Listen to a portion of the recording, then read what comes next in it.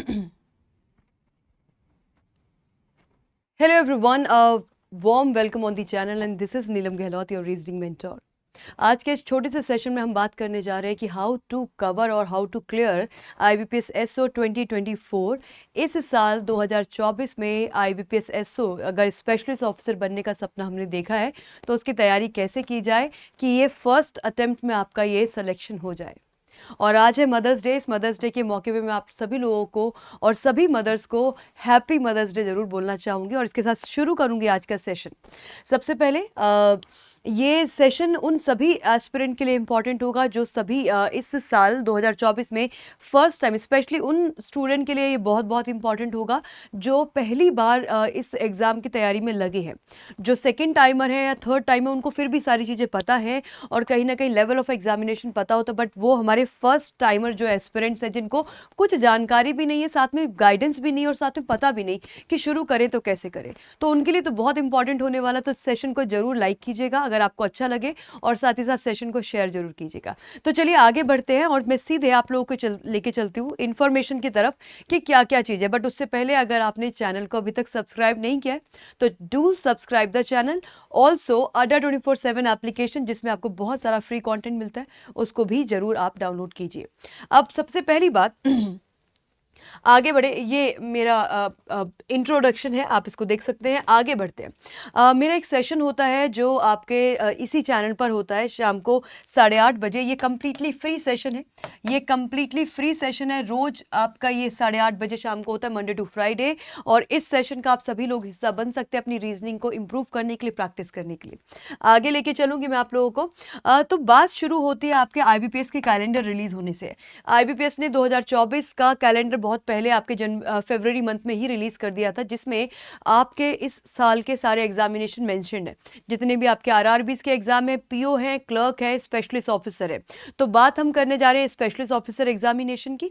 इस साल का यानी कि 2024 का जो स्पेशलिस्ट ऑफिसर का एग्जाम है वो आपका प्रीलिम्स होने वाला है 9 नवंबर को और आपका जो मेंस होने वाला है वो 14 दिसंबर को और उसके बाद आपका इंटरव्यू होगा।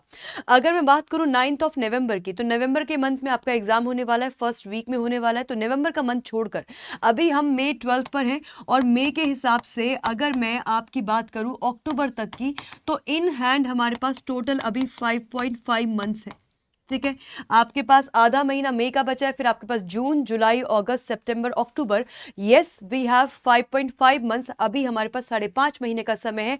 क्या इस 5.5 महीने के समय में अगर कोई बिगिनर है, क्या उसकी तैयारी हो सकती है? 100% हो सकती है। आप बहुत ही बढ़िया तैयारी करके अपने इस एग्जाम को टारगेट कर सकते हो और बहुत कॉन्फिडेंस के साथ आप एग्जाम को निकाल भी ले जाओगे, लेकिन हमें वो डेडिकेशन भी शो करना पड़ेगा। तो चलिए आगे बात करते हैं और क्या क्या जानना जरूरी है, क्या है वो मटीरियल, क्या है वो सारी चीजें जो हमें एज IBPS SO ऑफिसर बनाने के लिए जरूरत पड़ेगी। So how to crack IBPS SO, इन सब चीजों का मैं आंसर करूंगी। उससे पहले मैं आप लोगों के सामने ये पॉइंटर्स, इन पॉइंटर्स पे हम चर्चा करने वाले हैं और ये हर चीज मैं आपको दिखाऊंगी सारी की सारी। ये एक आपका ऐसा वीडियो होगा जिसमें आपके सारे ही डाउट्स कवर हो जाएंगे। इसके बाद भी अगर आपके कुछ डाउट्स रह जाए तो प्लीज मुझे मेंशन कर दीजिएगा, मैं कमेंट सेक्शन में आपके डाउट्स का भी मैं आंसर कर दूंगी। तो सबसे पहली बात, do you really want to do this job? बिल्कुल, ये क्वेश्चन हम सबको पूछना चाहिए क्योंकि हो सकता है आप में से बहुत सारे सिविल सर्विसेज का सपना देख रहे हो, IAS ऑफिसर बनना चाहते हैं, इंडियन पुलिस सर्विसेज में जाना चाहते हैं। तो पहला क्वेश्चन तो मुझे अपने आप से ये पूछना है कि क्या मैं ये करना चाहता हूँ? ठीक है, और अगर इसका आंसर आपको हाँ मिलता है तो फिर आपके पास दूसरा क्वेश्चन आता है, एम आई एलिजिबल? क्या मैं एलिजिबल भी हूँ इस जॉब के लिए? क्या मेरा एज क्राइटेरिया मैं फुलफिल कर पा रहा हूँ या मेरी एजुकेशन क्वालिफिकेशन में फुलफिल कर पा रहा हूँ? तो जो दूसरा पॉइंट है एम आई एलिजिबल, उसका जो आंसर है उस आंसर पे हम पहले चलेंगे। और उस आंसर पे चलने के लिए सबसे पहली बात, एज गाइस, जो अगर मैं जनरल कैटेगरी की बात करूं, आपकी अनरिजर्व कैटेगरी की बात करूं, तो 20 से 30 साल आपकी एज हो सकती है, आप इस फॉर्म को भर सकते हैं। देन SC ST कैंडिडेट्स को, जैसा कि बाकी सभी गवर्नमेंट जॉब में 5 साल का रिलैक्सेशन मिलता है, वो इनके पास भी है। OBC को 3 साल का रिलैक्सेशन मिलता है और हमारे PWBD कैंडिडेट्स यानी कि पर्सन विद बेंचमार्क डिसेबिलिटी, जिसमें आपका डेफनेस या डमनेस ये सारी चीजें आती हैं, उनको 10 साल का रिलैक्सेशन है। ठीक है। दूसरा क्राइटेरिया मेरे ख्याल से जब हम एलिजिबिलिटी की बात करते हैं तो दूसरा क्राइटेरिया होता है हमारा क्वालिफिकेशन का। अब यहाँ पे क्वालिफिकेशन से पहले मैं आपके सामने कुछ हाईलाइट करना चाहती हूँ।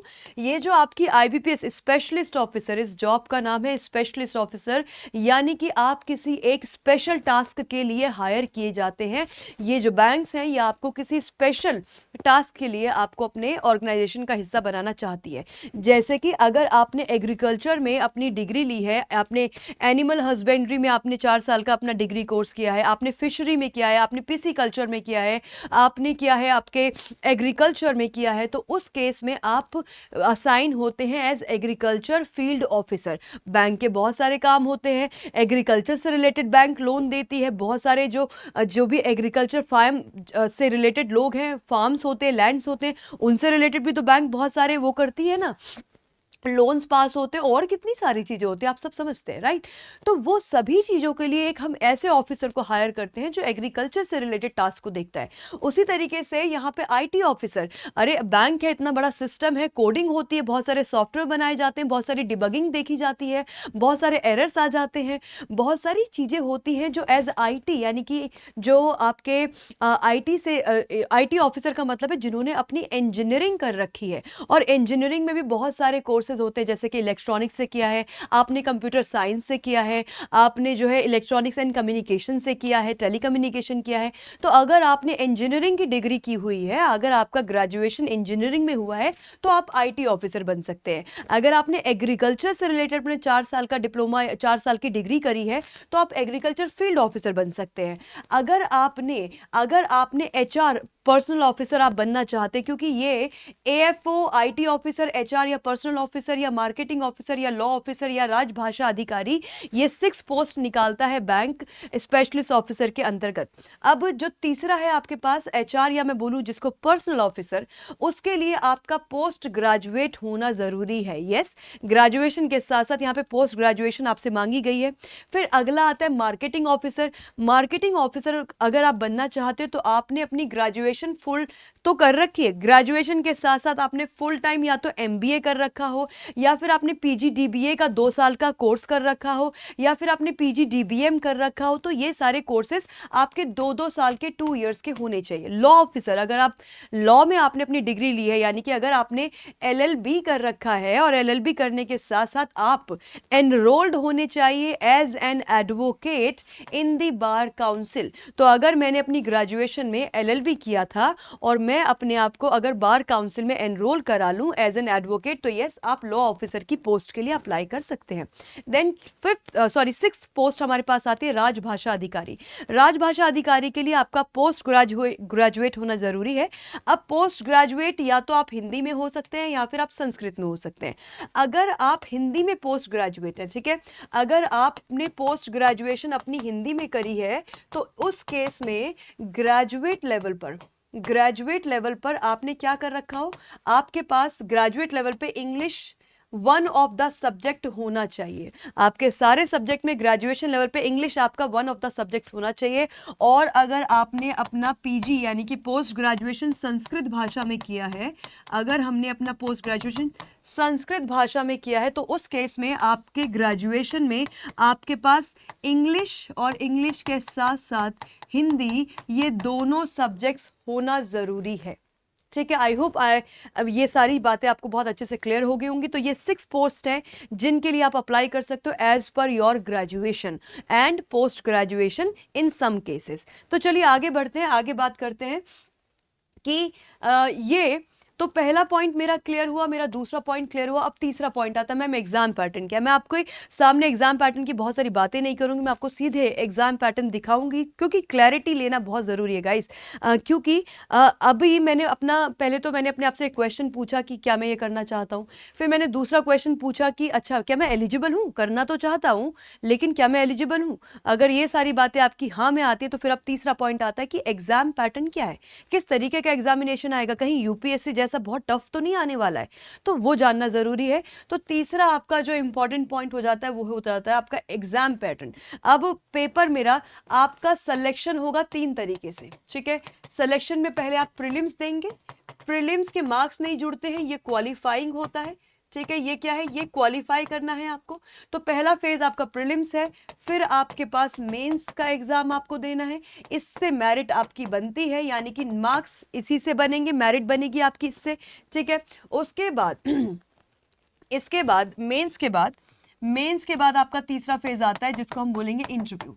मेंस के बाद मेरा तीसरा फेज आता है इंटरव्यू का फेज। ठीक है, ये आपको केवल प्रीलिम्स एग्जाम जो है ये आपको क्वालिफाई करना है, इसके मार्क्स नहीं जोड़ेंगे लेकिन क्वालिफाई करना जरूरी है, बिना इसके आप मेंस में एंटर नहीं कर सकते। मेंस का आपका पेपर होगा और मेंस के बाद इंटरव्यू होगा। ठीक है, तो यहां से आपका फाइनल सिलेक्शन आप लोगों का यहां से होगा। ठीक है, तो अब प्रीलिम्स एग्जाम पैटर्न पे एक बार नजर डाल लेते हैं। प्रीलिम्स एग्जाम पैटर्न आपका कुछ इस तरीके का होगा। आपकी जो 5 पोस्ट है उन 5 पोस्ट के लिए सेम रहेगा, यानी कि आपकी आईटी की पोस्ट के लिए, एग्रीकल्चर फील्ड ऑफिसर के लिए, एचआर पर्सनल के लिए, मार्केटिंग ऑफिसर के लिए, इन सब के लिए आपका जो प्रीलिम्स एग्जाम पैटर्न वो सेम रहेगा।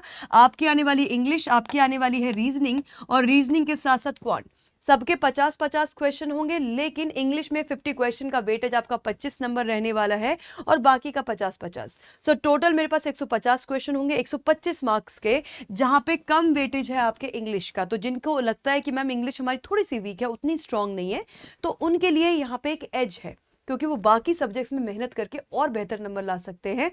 ठीक है, तो मीडियम ऑफ एग्जाम इंग्लिश का इंग्लिश में होगा, बाकी सारे आपके बाइलिंगुअल होंगे, यानी कि आपका पेपर इंग्लिश और हिंदी दोनों भाषाओं में आएगा। लेकिन अच्छी बात या मैं बोलूं बुरी बात, आपके पास सेक्शनल टाइमिंग है।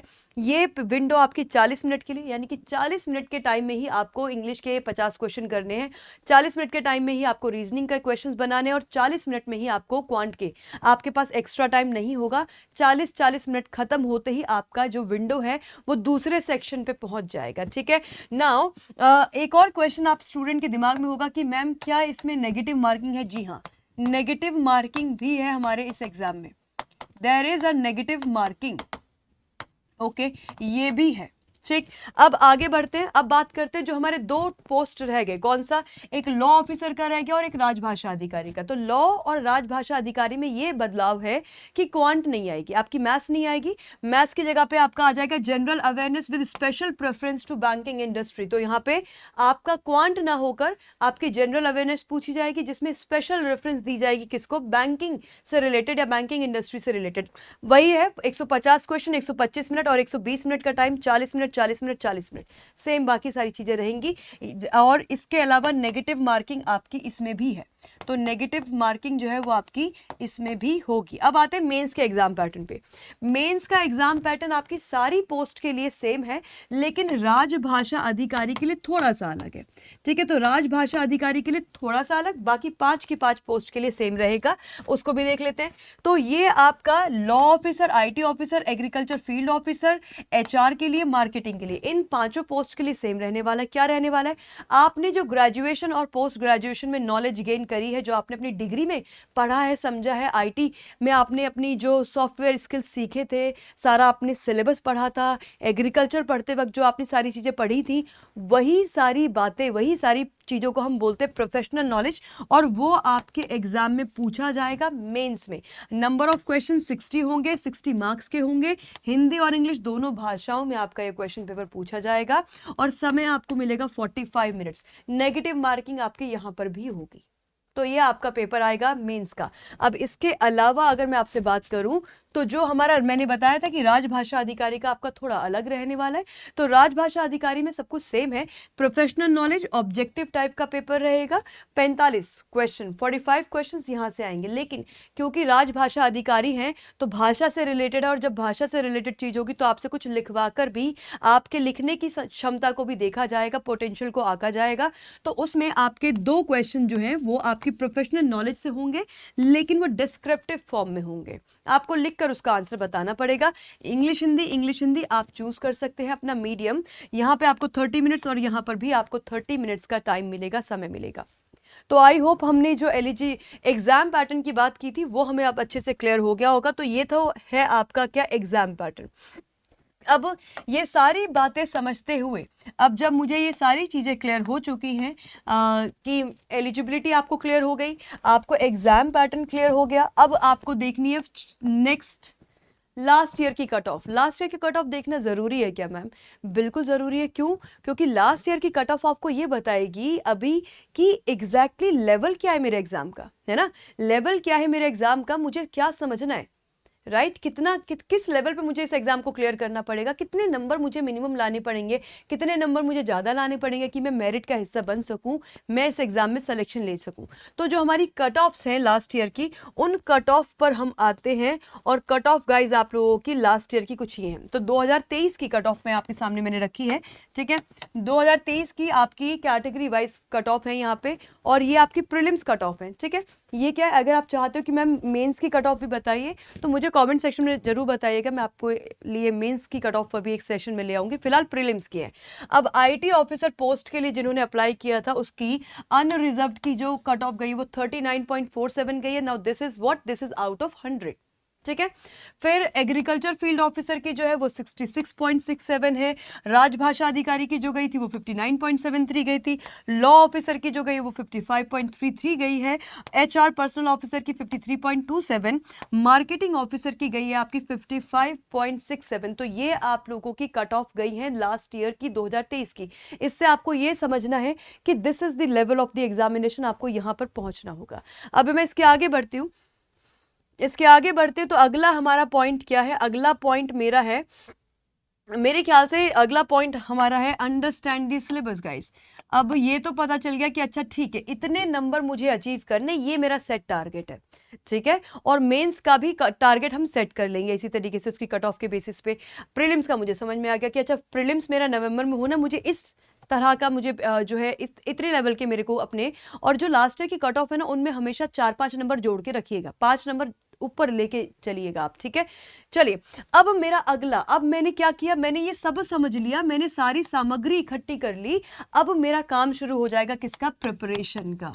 अब मैं प्रिपरेशन करने बैठूंगा तो प्रिपरेशन के लिए सबसे पहली चीज क्या है गाइस, कि मेरा सिलेबस क्या है ना, सिलेबस। तो अंडरस्टैंड योर सिलेबस।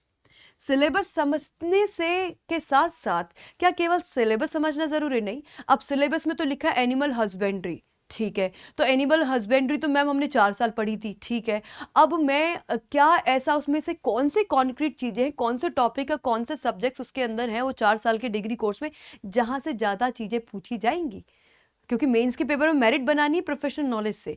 तो अब मैं ये देखूंगा, क्या मैं देखूंगी अपने लास्ट ईयर के प्रीवियस ईयर क्वेश्चन पेपर, है ना? So go through the PYQs, go through the previous year question paper, so that इस सारे सिलेबस में मैंने क्वांट पढ़नी तो है, मैंने रीजनिंग पढ़नी तो है, लेकिन रीजनिंग में सिटिंग अरेंजमेंट आता तो है, पर किस लेवल का आता है, किस लेवल की मुझे तैयारी करनी, किस लेवल की मुझे चीजें पढ़नी है, कहाँ जाके मैं अपने आप को वो कॉन्फिडेंस महसूस करा पाऊंगा या करा पाऊंगी कि अब मेरी चीजें डन है। उसके लिए जरूरी है दैट सिलेबस को समझने के साथ साथ मेरे पास एक अंडरस्टैंडिंग होनी चाहिए प्रीवियस ईयर क्वेश्चन पेपर की। जी हाँ, ये उतना ही इंपॉर्टेंट है जितना आपकी प्रिपरेशन करना इंपॉर्टेंट है।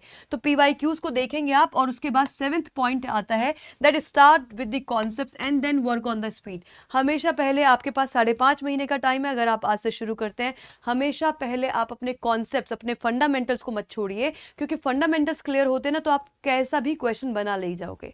लेकिन रट्टाफिकेशन करेंगे या ट्रिक्स पे जाएंगे बहुत ज़्यादा, तो वहाँ पे क्या है ना, वहाँ पे हम चीज़ें अगर थोड़ी बहुत, जैसे आप ट्रिक्स बना सकते हो, मुझे कुछ याद रखना है तो मैं उसकी ट्रिक्स बना सकती हूँ, मैं निमोनिक्स बना सकती हूँ, है ना? लेकिन जब क्वांट और रीजनिंग की बात होती है तो वहाँ पे आपकी बहुत ज़्यादा ट्रिक्स काम नहीं आती। हाँ, मुझे कैलकुलेशन ईजी करनी है तो मैं ट्रिक्स का सहारा लूंगी क्योंकि मुझे अपनी स्पीड बढ़ानी है। बट शॉर्टकट, ऐसा शॉर्टकट मत लीजिएगा जहाँ पे कि क्वेश्चन की भाषा चेंज हुई, क्वेश्चन का तरीका चेंज हुआ, आप घूम गए।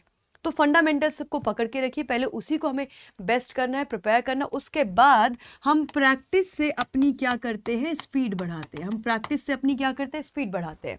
उसके बाद last point that start preparing at the micro level. छोटे लेवल पे अपना जो है तैयारी करना शुरू कर दो। माइक्रो लेवल पे प्रिपरेशन करें तो करें कैसे, उसका एक बार समझ लेते हैं हम ग्राफ कि कैसे होगी प्रिपरेशन माइक्रो लेवल पे। अब मैं आपको एक बहुत सेट एजेंडा बताऊंगी, ये प्लान पे अगर आपने काम कर लिया कोई रोक नहीं सकता आपके सिलेक्शन से।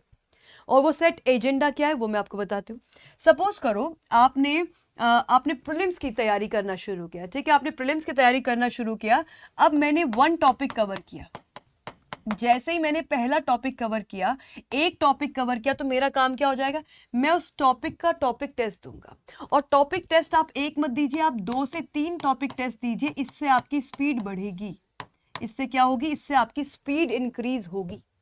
राइट अब मैंने क्लास में टॉपिक पढ़ लिया, मैंने घर पे क्वेश्चंस भी लगा लिए, बट जब मैं टेस्ट दूंगी ना, तो एक्चुअली मेरा जो है ना रिजल्ट निकल कर आएगा उस टॉपिक से कि जब टाइम चल रहा था तो आपका दिमाग कितना तेज प्रोसेस कर रहा था। And that's the most important part, क्योंकि एग्जामिनेशन में आपके सेक्शनल टाइमिंग होने वाली है। आपके पास ऐसा नहीं कि इसको पेपर को घर ले जाइए और कर लीजिएगा, नहीं, आपको वहां बैठ के 40 मिनट के अंदर ही रीजनिंग निपटानी है, 40 मिनट के अंदर ही आपको क्वांट करना है। ठीक है, तो अगर मैं जैसे ही 1 टॉपिक कवर करूं और वैसे ही मैं उसके 2 से 3 टॉपिक टेस्ट लगा दूं टाइमर के साथ, तो मुझे जो जिस लेवल का कॉन्फिडेंस बन जाएगा, आई थिंक वो आपका कॉन्फिडेंस आपको एग्जाम में बहुत बहुत हेल्प करने वाला है। ठीक है, अब सेकंड क्या, अब अगर किसी एक सब्जेक्ट में, ये आपके सब्जेक्ट बेसिस पे बात कर रही हूँ, ठीक है, किसी एक सब्जेक्ट का एक टॉपिक हुआ टॉपिक टेस्ट, अगर आपने किसी एक सब्जेक्ट में, सपोज कीजिए मैं रीजनिंग सेक्शन की बात करती हूँ, है ना, मैं अपने ही सब्जेक्ट की बात करूँ, रीजनिंग में जैसे कि अगर आप एसओ के लिए तैयारी कर रहे हैं, तो रीजनिंग में आपके करीब करीब 12 से 13 टॉपिक है ना, रीजनिंग में करीब करीब आपके 12 से 13 टॉपिक है। अब जैसे ही मेरे 5 to 6 टॉपिक्स कंप्लीट हुए, कितने, जैसे ही मेरे 5 to 6 टॉपिक्स कंप्लीट हुए, मेरा काम हो जाएगा क्या, मेरा काम हो जाएगा सेक्शनल टेस्ट लिखना। अब मैं सेक्शनल टेस्ट, मैम ये सेक्शनल टेस्ट क्या होते हैं, सेक्शनल टेस्ट होते हैं जैसे कि क्वांट के आपके अलग सेक्शनल टेस्ट है, रीजनिंग के अलग है और इंग्लिश के अलग है। क्वांट के अलग, रीजनिंग के अलग, इंग्लिश के अलग, क्योंकि मेरा सेक्शन वाइज भी तो मुझे अपनी कट ऑफ क्लियर करनी है।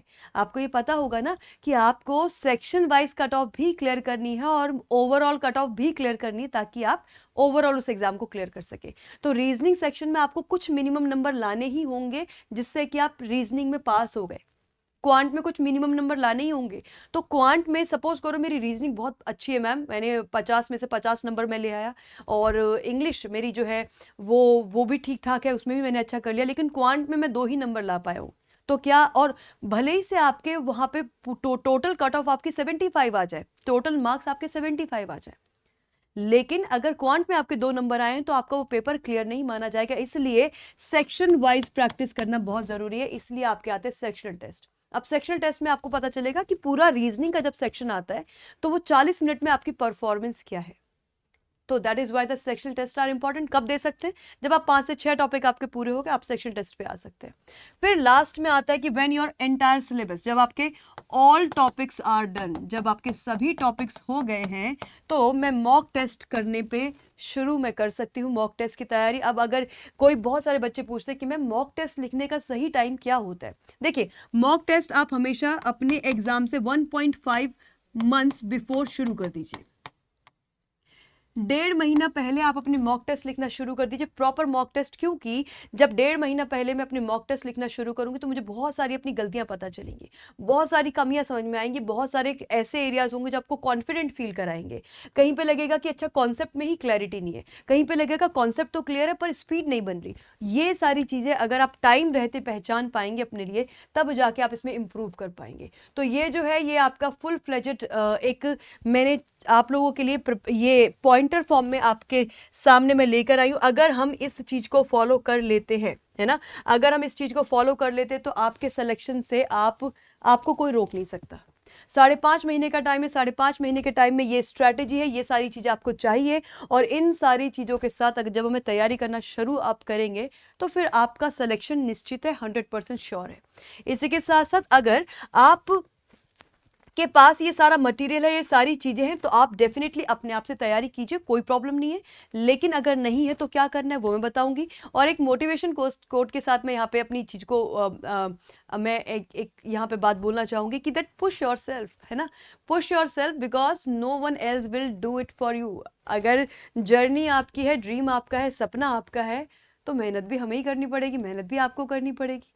ठीक है, तो अगर हम खुद अपने लिए अगर कुछ बनना चाहते हो तो कुछ खोना भी पड़ेगा। हम, मुझे याद है मेरे फादर मुझे हमेशा बताते थे कि कुछ बनने के लिए बहुत कुछ खोना पड़ता है, राइट। तो ये बात बिल्कुल सही भी है कि अगर हमें कुछ लाइफ में अचीव करना है तो हमें उसके लिए बहुत सारे, हो सकता है आप में से बहुत कुछ ऐसे एस्पिरेंट हो जो सुबह जल्दी उठ जाते हैं, बहुत सारे ऐसे होंगे जो रात को लेट सोते हैं और रात में पढ़ाई कर पाते हैं। तो जिस भी कैटेगरी में आप हो, बट कहीं ना कहीं हम वो स्ट्रगल तो कर रहे होते हैं ना, बट वो स्ट्रगल थोड़े टाइम का होता है and then your success is there. तो अगर ड्रीम मेरा है, अगर सपना मेरा है, तो मेहनत भी मुझे करनी पड़ेगी। So yes, push yourself for your aims, push yourself for the goals you have, you want to accomplish in life. तो इसके साथ साथ गाइस, अगर मेरे पास ये सारी चीज़ें जो मैंने अभी आपके साथ डिस्कस करी, ये सब कुछ मेरे पास है, आपके पास है पहले से, तो बहुत अच्छी बात है। अगर नहीं है और हम एक तरीके से गाइडेड प्रोग्राम में तैयारी करना चाहते हैं, तो बैचेस आप लोगों के गाइस शुरू कर दिए गए हैं। ये आपका बैच है, this is the batch of IT officer, ये है आपके मार्केटिंग ऑफिसर के लिए, ये है आपके एचआर ऑफिसर के लिए। आप चाहें तो इन बैचेस में अपने हिसाब से, अपनी एजुकेशन क्वालिफिकेशन के हिसाब से एनरोल कर सकते हैं। This is the discount code जो आप लगा सकते हैं। इस डिस्काउंट कोड से आपको मिलेगा मैक्सिमम डिस्काउंट। बट मेरा एक सजेशन रहेगा, क्योंकि अभी हम जो है, अभी हम कहीं ना कहीं बहुत सारे अगर और एग्जाम, जैसे अगर आप एसओ एग्जाम के लिए एलिजिबल हो, तो कहीं ना कहीं आप और बहुत सारे एग्जाम्स के लिए एलिजिबल हैं, जैसे पीओ के लिए, जैसे कि आरआरबीज के एग्जाम के लिए, जैसे कि रेगुलेटरी बॉडी के एग्जाम्स के लिए। तो अगर मैं पहली बार तैयारी करना शुरू कर रहा हूं या कर रही हूं, तो फिर मैं क्या चाहूंगी कि मेरे पास मैक्सिमम अपॉर्चुनिटीज हो, ताकि अगर मैं एक तरीके का सिलेबस पढ़ रही हूं या पढ़ रहा हूं, तो मेरे पास एम्पल नंबर ऑफ अपॉर्चुनिटीज हो, मेरे पास और भी बहुत सारे एग्जाम्स हो जिसको मैं अप्लाई कर सकता हूं। क्योंकि मेरी पढ़ाई ऑलमोस्ट वही हो रही है, तो क्यों ना मैं ये भी एग्जाम दे लूं, ये भी एग्जाम दे लूं, है ना। अगर मुझे फाइनेंशियल फ्रीडम, अगर मेरा गोल है कि मैं फाइनेंशियली फ्री हो जाऊं अभी और अपने माँ बाप को भी हेल्प करूं, तो फिर इस तरीके से आप चाहें तो आप बहुत सारे एग्जाम्स के में तैयारी कर सकते हैं। सिलेबस कहीं ना कहीं हमारा सेम रहता है। अगर ऐसा विजन है, ऐसा सोच के चल रहे हैं, तो फिर मैं सजेस्ट करूंगी बैंक महापैक प्लस में अपने आप को एनरोल कर लीजिए। अगेन बैंक महापैक प्लस में आपके सभी IBPS exam, SBI exam, SEBI, RBI, सारे एग्जाम्स कवर हो जाएंगे। सभी एग्जाम की ये सारी चीजें आपको मिलेंगी। ये है आपका वन स्टॉप सोल्यूशन। तो इसमें टेस्ट सीरीज भी है, इसमें लाइव क्लासेस भी है, इसमें पीडीएफ भी है, इसमें बुक्स भी है, इसमें डाउट सेशन भी है, इसमें नोट्स भी है, इसमें सब कुछ है। ऑल राइट, तो इसी के साथ साथ, और आज तो आप लोगों को डबल वैलिडिटी मिल रही है, यानी कि बैंक महापैक प्लस में अगर आप एनरोल करोगे, तो आज आप लोगों को मिलेगी क्या, डबल वैलिडिटी। मतलब क्या हुआ कि अगर आपने 6 महीने का प्रोग्राम लिया, तो वो 6 + 6 मंथ्स का हो जाएगा, पूरे 1 साल के लिए वैलिड हो जाएगा। और अगर आपने 12 मंथ्स के लिए लिया, तो वो 12 + 12 यानी कि वो हो जाएगा आपका पूरे 2 साल के लिए वैलिड। तो yes, this is the best time. अगर आप चाहें, फ्लैट 79% डिस्काउंट है। डिस्काउंट कोड आपको पता है Y651। और जिन एस्पिरेंट्स को पता नहीं कि मैम कैसे अवेल करें, तो मैं बता देती हूँ। आपको जाना है अड्डा की एप्लीकेशन पर, और अड्डा की ऐप पे जाके हमें क्या करना है, अड्डा की ऐप पे जाके हम यहाँ पे ऑल कोर्सेज में जाएंगे।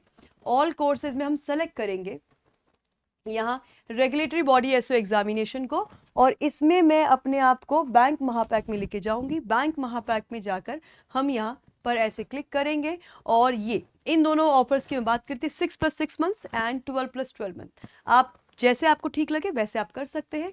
यहाँ जाके हमें करना होगा बाय नाउ, और बाय नाउ करने के बाद यहाँ पे आप लगा दीजिए डिस्काउंट कोड Y651। ये हो जाएगा अप्लाई 4400।